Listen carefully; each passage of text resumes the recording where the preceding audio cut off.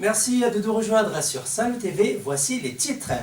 Tremblement de terre hier soir à Madagascar, la situation à Maurice, l'insécurité grandissante à Mayotte, les avis des maires par rapport à l'ouverture des écoles. Et pour finir, nous retrouverons Alix Bazin qui nous a rejoint sur ce plateau. Séquence interview à la fin de ce journal.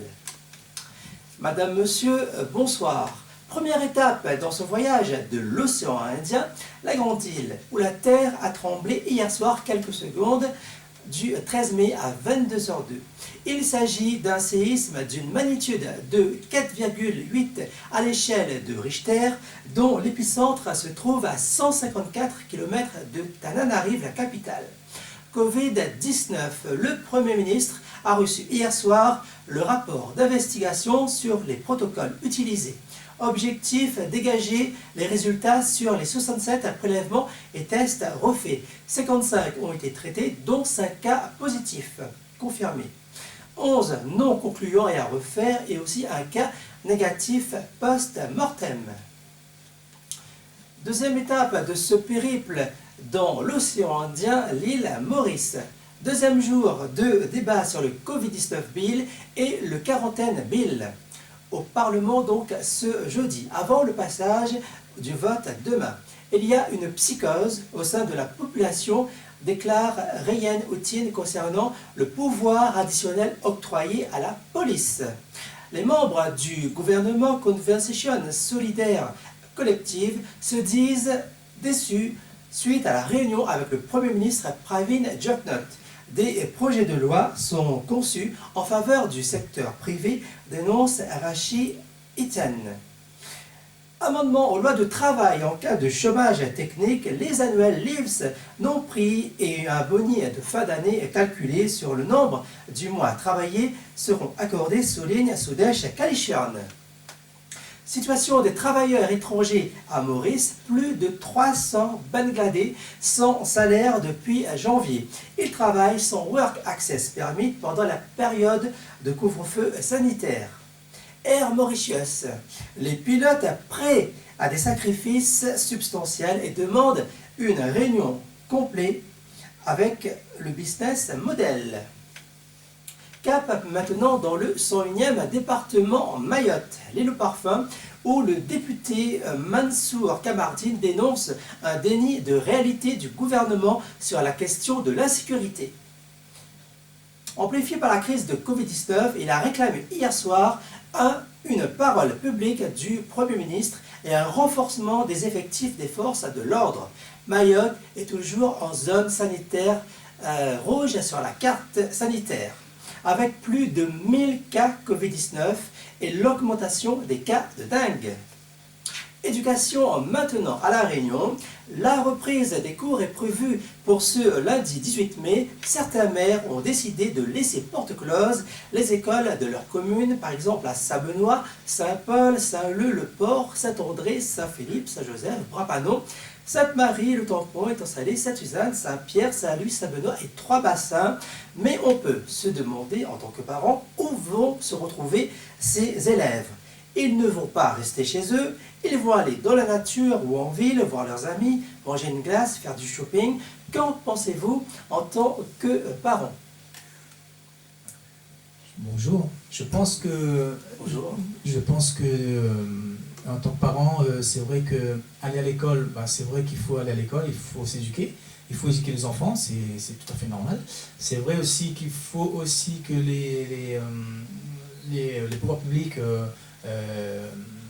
accompagnent ces problèmes-là pour que ça se passe au mieux possible. C'est sûr que les enfants, en restant à la maison, c'est vrai qu'on a tendance à les voir partir en ville, promener, comme vous dites. Mais c'est vrai que, après, je pense que c'est les parents aussi de pouvoir aussi se dire, si on les emmène pas à l'école, il y a une raison, donc il faut que cette raison soit appliquée aussi à la maison. Voilà. Mais après, le problème, c'est que les parents, ils vont aller travailler, donc du coup, les enfants, ils vont rester tout seuls. Oui, mais je pense que aussi, si les parents, on a réussi à éduquer leurs enfants dans le bon sens, il n'y a pas de raison que ça se passe mal. Après, les grands-parents, ils ne sont pas forcément toujours... C'est vrai, mais c'est vrai que je pense que c'est une manière aussi de faire comprendre aux enfants que voilà, le danger partout. Donc il va falloir faire très attention et les inciter à vraiment respecter tout ça et de faire de sorte que tout se passe bien au mieux possible. Covid-19, 2 nouveaux cas importés, soit au total 439 cas à La Réunion. Notre invité du jour, alors si je vous dis abracadabra, Likalou ou encore Missamba, eh bien vous me dites bien sûr Alix Bazin. Merci en tout cas d'avoir répondu à notre invitation. Ben, c'est moi qui vous remercie. 20 ans de carrière discographique, vous êtes chanteur et votre principal trait de caractère, c'est votre joie de vivre communicative et votre désir de vous faire apprécier les dynamiques Sega que vous interprétez à la guitare. On vient de sortir de cette période de confinement. Comment vous avez vécu ces 2 mois à la maison? Alors, j'ai vécu ces 2 mois à la maison difficilement parce que j'ai pas l'habitude de rester enfermé comme ça. On a toujours une petite soirée par-ci, une petite soirée par-là, toujours en train de faire de la musique, avoir les amis, du milieu, on va dire, il manque à nous. En tant qu'artiste, on a besoin de ce contact pour pouvoir faire des choses et pouvoir toujours construire le côté passion, c'est très important. Et c'est vrai, pendant que ces 2 mois-là, c'était pas le cas. Il a fallu rester derrière son ordinateur, par Internet, par Facebook ou d'autres réseaux, pour pouvoir s'alimenter de ce qu'on a besoin pour pouvoir avancer à côté de tout ça. Mais comment vous avez organisé les journées? Bon, il y avait une partie de l'ordinateur, c'est sûr, comme tout le monde, mais après, vous faisiez quoi? Est-ce que vous bricolez? Oui, après, il a fallu bricoler aussi un petit peu. Profiter, oui, jardiner aussi, bien sûr. Profiter du moment où il fallait s'occuper. La maison, c'est vrai que on entend toujours dire, on fera ça demain, on fera ça demain, et après-demain, et en fin de compte, jamais ça se fait. Au final, là, franchement, on a eu le temps de tout faire, tout ça. En plus de la musique, j'ai eu le temps d'écrire, j'ai eu le temps de composer, j'ai eu le temps de faire plein de choses, et voilà. Comment vous voyez cette période d'après-confinement? L'après-confinement, moi j'ai peur. J'ai peur de tout ça parce que je me dis, on a quitté, on va dire, un autre monde, un ancien monde, on va dire ça comme ça. Mais à aujourd'hui, où est-ce qu'on va? Qu'est-ce qu'on fait? Qu'est-ce qu'on va faire les entreprises qui déjà avaient du mal avant tout ça à joindre les 2 bouts? Et là, maintenant, alors qu'ils n'ont pas travaillé pendant ces 2 mois, qu'est-ce qu'ils vont devenir? S'ils ont un peu de trésorerie, on va dire, ils vont pouvoir arriver à se remettre sur pied, mais les personnes les entreprises qui ont peiné à tenir debout, ces gens-là, ces entreprises, qu'est-ce qu'elles vont devenir? Et voilà, moi c'est ça mon inquiétude aujourd'hui. Et après aussi, pour l'école, comment on va être amené à ce que les enfants respectent tout ça. Enfin, il y a plein de choses qui me fait peur au final. Encore de la violence hier, notamment au tampon, par l'agression d'un ex envers sa femme. Pensez-vous que les expressions artistiques sous toutes ces formes peuvent gommer, atténuer cette violence? Malheureusement, même qu'on écrit autant de chansons pour dire non à la violence, stop à la violence, sur les femmes ou sur quoi que ce soit, on écrit des textes en général pour passer un message. En général, c'est mon point de vue, c'est ce que je fais en général, laisser toujours un petit message dans ce que j'écris.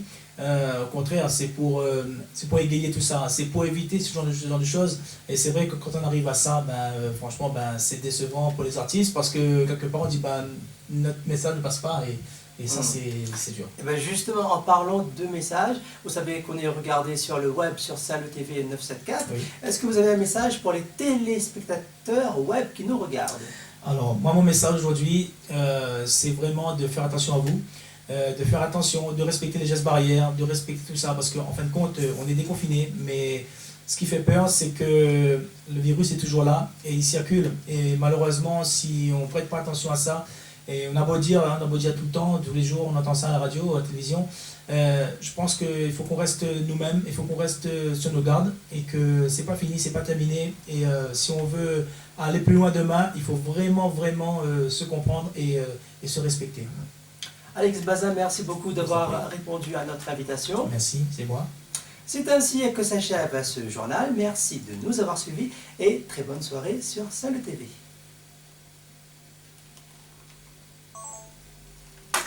C'était bien, non?